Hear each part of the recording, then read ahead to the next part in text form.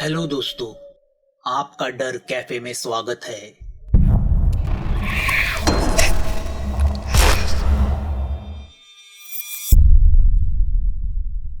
यहाँ शिमला में जीनत के घर पूरे 3 घंटे के बाद मन्नू और जीनत दोनों घर लौटते हैं।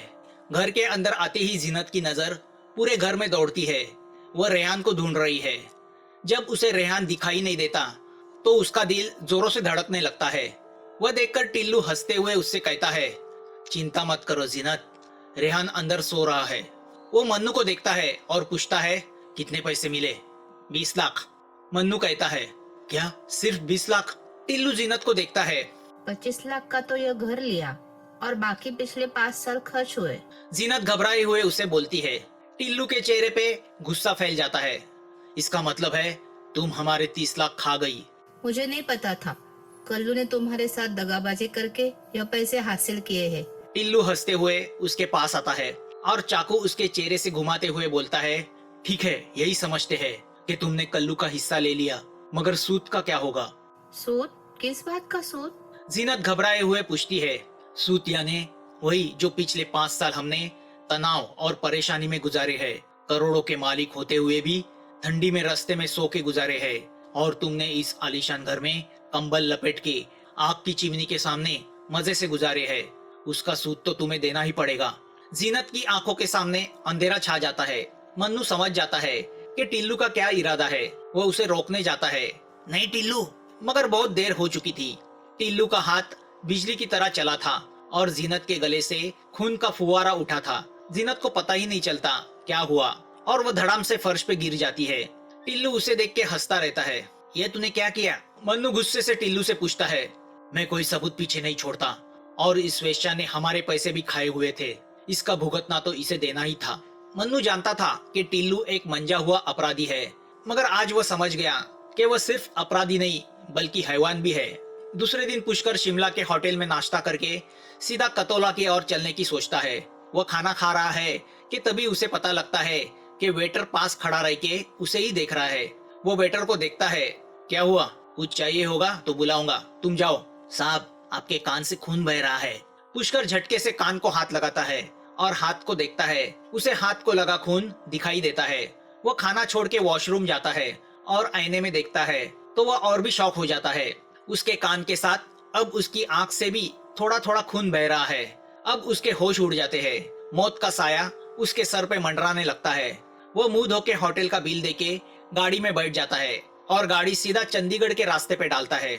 यहाँ मन्नू बड़ी अकल से मोबाइल ऑपरेटर को थोड़े पैसे खिला के जान लेता है कि जीनत ने दिया हुआ नंबर मंडी का है, और जिस शख्स का वह नंबर है उसका नाम अविनाश नहीं बल्कि पुष्कर अग्रवाल है।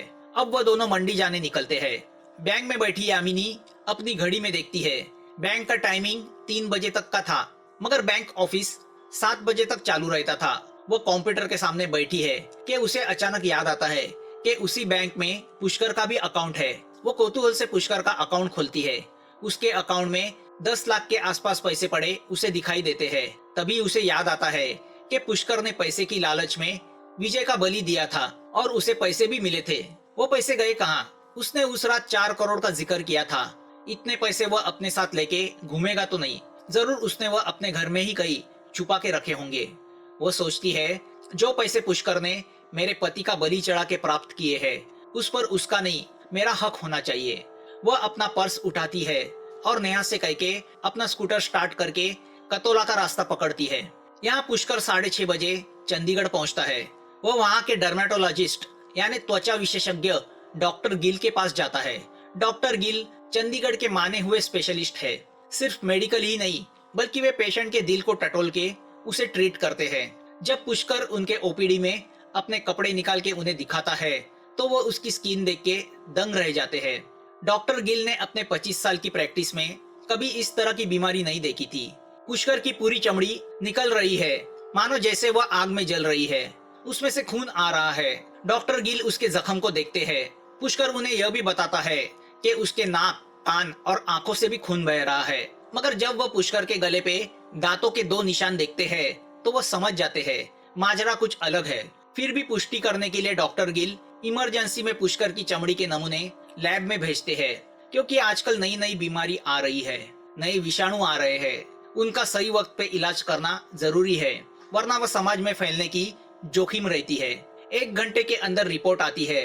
रिपोर्ट देख के वो शॉक हो जाते हैं। वो पुष्कर को अपनी कंसल्टिंग रूम में बुलाते हैं। मिस्टर पुष्कर, बैठिए, रिपोर्ट आए हैं। क्या आया है रिपोर्ट में? कुछ नहीं, डॉक्टर गिल शांति से कहते हैं। पुष्कर उनको देखते ही रह जाता है। कुछ नहीं, मगर यह सब? डॉक्टर गिल उसे बताते हैं।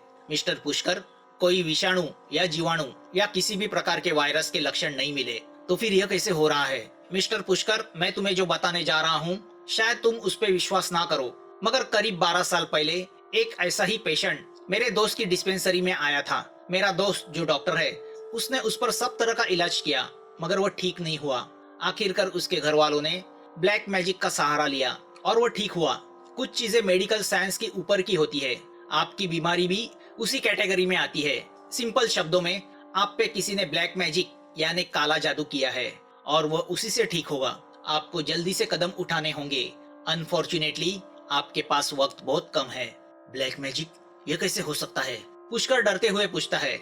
या तो कोई आपका दुश्मन है या आपकी मौत से किसी का कोई फायदा होने वाला है, जिसने आप पे ये करनी की है।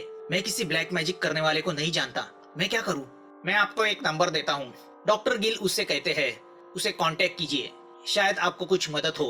डिस्पेंसरी के बाहर आके पुष्कर को याद आता है कि उसको कब्रिस्तान की आत्मा ने कैसे पकड़ा था। शायद वही पिशाच ने उसे संक्रमित किया है, इसलिए रात को उसे पिशाच दिखते हैं। वह तुरंत डॉक्टर गिल ने दिए हुए नंबर पर फोन करता है। Hello, professor Prabhakar speaking. दूसरी ओर से आवाज आती है। हेलो सर, मुझे डॉक्टर गिल ने आपका नंबर दिया था। पुष्कर उन्हें सारी बातें बताता है। नाजुक हालात देख के प्रोफेसर पुष्कर को रात को अपने घर बुलाते हैं।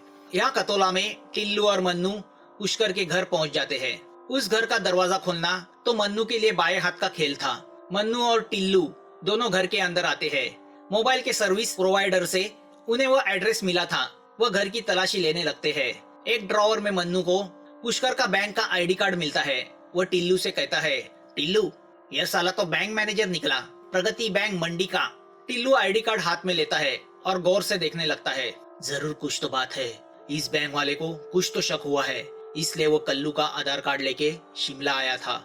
जरूर कल्लू ने बैंक डकैती के पैसे बैंक में डिपॉजिट कर दिए हैं। टिल्लू हंसने लगता है। वाह, बैंक से लूटे हुए पैसे फिर से बैंक में, अब उन्हें हासिल कैसे करे? क्या इस प्रगति बैंक पे डकैती डालनी होगी? टिल्लू सोच में पड़ जाता है। वो उससे कहता है, बैंक से मालूम करना होगा कल्लू यानी काली के अकाउंट में कितने पैसे है, फिर इसी बैंक वाले को घूस देके वो पैसे निकालेंगे। छोटा शहर है, बैंक भी छोटा है, पैसा निकालने में मुश्किल नहीं होनी चाहिए। पहले काली प्रसाद यादव के अकाउंट में कितने पैसे है वो मालूम करते हैं।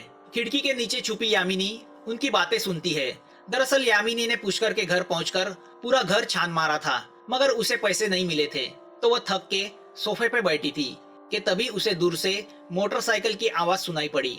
वो पीछे के दरवाजे से बाहर निकलकर एक पेड़ के पीछे चुपके देखने लगी। पहले तो उसे लगा था कि पुष्कर आया होगा, मगर 2 अजनबी को उसने चुपके से घर की ओर आते देखा तो उसका कुतूहल जाग गया था।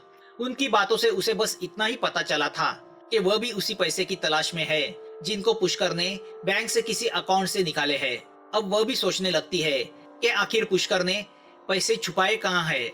इस कहानी का अगला पार्ट जल्द आपके सामने आ जाएगा। अगर आपको यह कहानी अच्छी लगी हो तो प्लीज इस चैनल को सब्सक्राइब कीजिए। आपके कमेंट्स का हमें इंतजार रहेगा और नोटिफिकेशन के लिए बेल आइकन दबाना मत भूलना। जल्द मिलेंगे एक नए डर के साथ। Thanks for watching.